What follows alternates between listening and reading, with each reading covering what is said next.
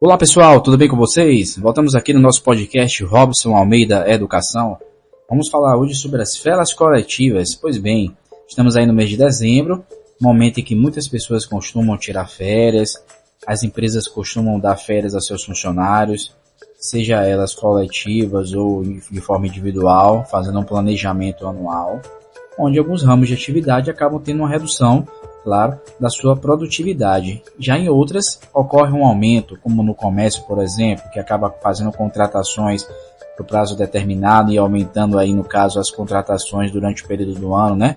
Essas contratações temporárias que podem até virar depois definitivas, com certeza. Mas vamos falar hoje sobre as férias coletivas, né? Que está aí dentro da regra no artigo 139 da nossa CLT. Também foi criada lá na época em 1977, através do decreto de lei número 1535, né? 535 de 77, né? Que aí determinava, regulamentava, né, as férias coletivas. Podemos citar, por exemplo, no artigo 139, que fala o seguinte: poderão ser concedidas férias coletivas a todos os empregados de uma empresa ou de determinados estabelecimentos ou setores da empresa, né? Isso estava lá no decreto, né? Redigido no decreto número 1535 de 13 de abril de 77. No inciso 1º fala que as férias poderão ser gozadas em 2 períodos anuais, desde que nenhum deles seja inferior a 10 dias corridos. Vale lembrar que as férias coletivas elas não entraram aí dentro da reforma trabalhista, onde foi permitido o fracionamento das férias individuais em até 3 períodos. No caso das férias coletivas, é apenas em 2 períodos, onde devem ser feitos, como, né, diz aqui o inciso, nenhum deles seja inferior a 10 dias corridos. Já no inciso 2º fala que, para os fins previstos neste artigo, o empregador comunicará ao órgão local do Ministério do Trabalho, com antecedência mínima de 15 dias, as datas de início e fim das férias, precisando quais os estabelecimentos ou setores abrangidos pela medida.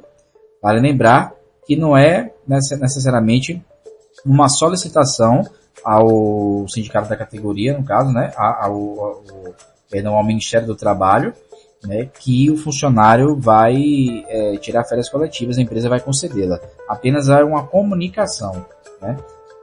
Já no inciso 3º diz que, em igual prazo, o empregador enviará cópia da aludida comunicação aos sindicatos representativos da respectiva categoria profissional e providenciará a fixação do aviso nos locais de trabalho. Já neste caso, também é necessário comunicar aos sindicatos da categoria, apenas seria uma comunicação, né?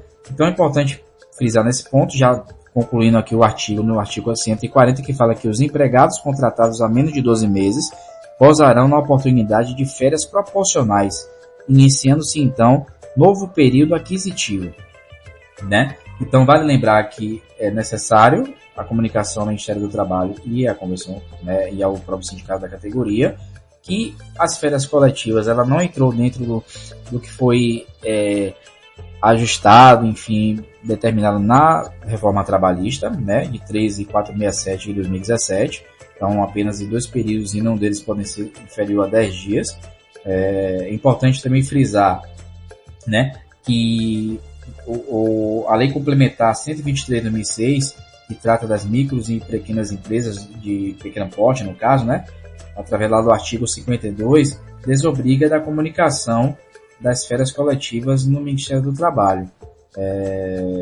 Então, fica também um item aí para as empresas, microempresas, né, empresas de pequeno porte, de que não é necessária essa comunicação das férias coletivas dentro daquela empresa.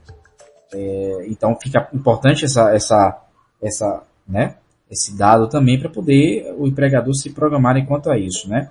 Então, fica aqui o nosso mencionamento hoje enquanto às férias coletivas.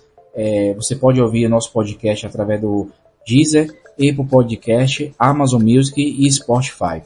Ficamos por aqui, quem sabe voltando para falar um pouco sobre férias coletivas novamente. E até a próxima.